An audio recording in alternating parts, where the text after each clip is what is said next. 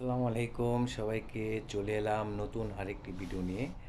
আজ দেখাবো salmon fish কিভাবে পরিষ্কার করতে হয় এবং এটাকে কিভাবে কাটতে হয়, তা আমি আজকে এই ভিডিওর মাধ্যমে তুলে ধরবো। আপনারা দেখবেন। সালমন ফিশ কাটার অনেকগুলো নিয়ম আছে। এই পিস ক্লিক করার আরেকটি নিয়ম আছে। এটা কিভাবে পিস করতে হয় তা আমি এই ভিডিওর মাধ্যমে আজকে তুলে ধরবো। আমাদের রেস্টুরেন্টে আজকে দুটি সালমন ফিশ এসেছে। এক একটি সালমন ফিশ 5 কেজির উপরে করে।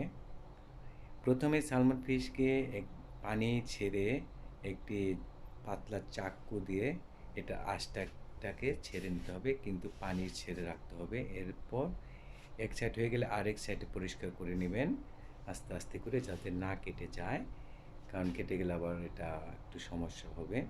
প্রথমে মাথার অংশটাকে কেটে নেবেন, এরপর লেজের অংশটাকে হালকাভাবে কেটে লেজের দিক থেকে মাথার অংশ ধরে লেজের সাইডটাকে আস্তে আস্তে করে কেটে নেবেন, কিন্তু সাবধানে থাকবেন যাতে হাত কেটে না যায়।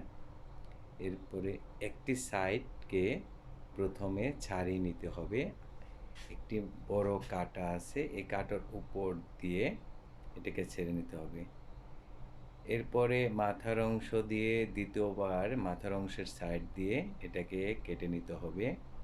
আস্তে আস্তে করে লেজের দিকে যাবেন। দেখুন সুন্দর দেখা যাচ্ছে। এই কাটা হয়ে গেলে এক সাইড। এরপরে এটার যে মাথাটাকে কেটে ফেলে দিবেন। এরপরে মাঝখানে যে একটি কাটা আছে বড়, এটাকে ধরে এটা নিচ দিয়ে আস্তে আস্তে করে নিচের দিকে যাবেন।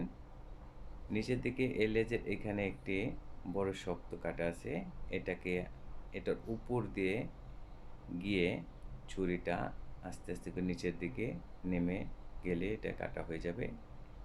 তো কাটা হয়ে গেল। এরপর এই মাছের এই বাড়তি অংশটাকে কেটে ফেলবেন সুন্দর করে। কাটা হয়ে গেল। এরপরে অপর সাইডেও আরেকটি আছে, এই বাড়তি অংশ, এটা আমাদের প্রয়োজন নেই, এটা ফেলে দেব। ফেলে দেওয়ার পরে এটাকে পিস পিস করে যে কোনো সাইজের আপনি করে নিতে পারেন। ভিডিওটি কেমন লাগলো আপনাদের? ভালো লাগলে অবশ্যই লাইক, কমেন্টস এবং আমার চ্যানেলটি সাবস্ক্রাইব করবেন। আবার দেখা হবে, নতুন এক ভিডিও নিয়ে আসবো। আল্লাহ হাফেজ সবাইকে।